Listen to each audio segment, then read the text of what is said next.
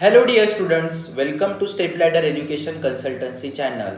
आज आपण पाहूया की लास्ट 2-3 महिन्यामध्ये आम्हाला विचारले गेलेले पॅरेंट्सकडनं क्वेश्चन. तर पहिला क्वेश्चन हा आहे की रशियामध्ये तुम्ही MBBS केलं तर आपल्याला इंडियामध्ये सेम अपॉर्च्युनिटी भेटते का प्रॅक्टिस करण्याची, किंवा रशियन डिग्री ही व्हॅलिड आहे का इंडियामध्ये? तर हो, रशियन डिग्री ही व्हॅलिड आहे इंडियामध्ये.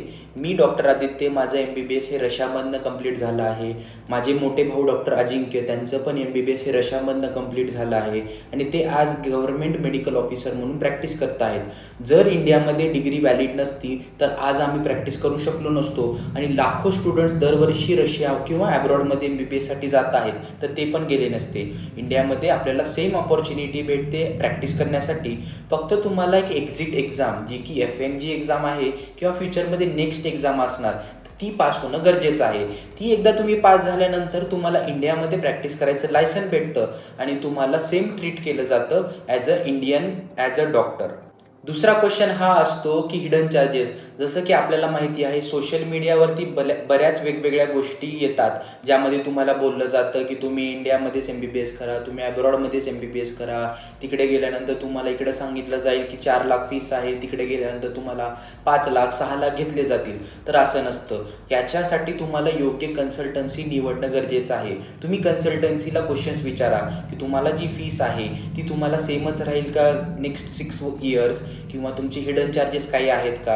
आणि ते रीचेक किंवा कन्फर्म करण्यासाठी तुम्हाला जे तिकडे स्टुडंट्स शिकत आहेत किंवा जे पॅरेंट्सने तिकडे स्टुडंट्स पाठवले आहेत त्यांच्याशी बोलणं गरजेचं आहे. कारण की तेच तुम्हाला प्रॉपर माहिती सांगू शकतात की तिकडे तुम्हाला जे सांगितलं जातं तेच तिकडे घेतलं जातं किंवा ॲडिशनल घेतलं जातं. तुमचा क्वेश्चन हा खूप व्हॅलिड क्वेश्चन आहे, कारण की सोशल मीडियामध्ये तुम्ही पाहताय की वेगवेगळे क्वेश्चन्स आहेत, वेगवेगळे लोक वेगवेगळ्या गोष्टी सांगतात. पण योग्य व्यक्ती किंवा योग्य कन्सल्टन्सी निवडणं ते तेवढंच गरजेचं आहे.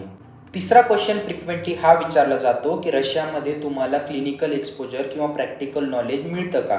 हो, रशियामध्ये आपल्याला खूप चांगल्या वेळी प्रॅक्टिकल नॉलेज मिळतं, कारण की रशियामधील गव्हर्नमेंट युनिव्हर्सिटी आहेत आणि या युनिव्हर्सिटीमध्ये प्रत्येक व्यक्ती जो तुमच्या सिटीमध्ये आहे त्याला त्याच हॉस्पिटलला व्हिजिट करावं लागतं, कारण की तिकडे फ्री सिस्टीम आहे, फ्री फॅसिलिटी उपलब्ध आहे व त्यामध्ये तुम्हाला पेशंटसोबत इंटरॅक्शन करायला भेटतं. त्यांचे प्रॅक्टिकली तुम्हाला चेक करायला भेटतं, आस्कल्टेट करा, पाल्पेट करा किंवा बाकीच्या काही गोष्टी आहेत त्यांची पूर्ण हिस्ट्री चेक करा, काय टॅबलेट्स दिल्या जातात, ह्या प्रत्येक गोष्टीचं तुम्हाला एक्सपोजर भेटतं. आणि जेव्हा आम्ही इंडियामधून प्रॅक्टिस करतोय तर आम्हाला असं काही डिफरन्स नाही जाणवतंय की आपल्याला हे नाही शिकलो किंवा या गोष्टी आपल्याला माहिती नव्हत्या. तर नक्कीच क्लिनिकल एक्सपोजर खूप चांगला भेटतो. चौथा क्वेश्चन हा आहे की FMG आणि नेक्स्ट एक्झाम खूप अवघड एक्झाम आहे. बरोबर, ही एक्झाम खूप अवघड एक्झाम आहे, याचा पासिंग रेशो पण कमी आहे. पण जर तुम्ही पाहिलं की कोणत्या युनिव्हर्सिटीमधून मुलं येत आहेत आणि त्यांचा पासिंग रेशो किती आहे यावरती डिपेंड आहे. जर तुम्ही फर्स्ट इयर किंवा सेकंड इयरपासूनच आपला FMGचा अभ्यास स्टार्ट केला तर तुम्हाला नक्कीच पहिल्या किंवा सेकंड अटेम्प्टमध्ये पास होणार. आणि त्यासाठी आमच्यासारख्या लोकांची जे तिकडे शिकलेत किंवा जे आपले फ्रेंड्स आहेत जे अभ्यास करत आहेत त्यांची तुम्हाला हेल्प होणार.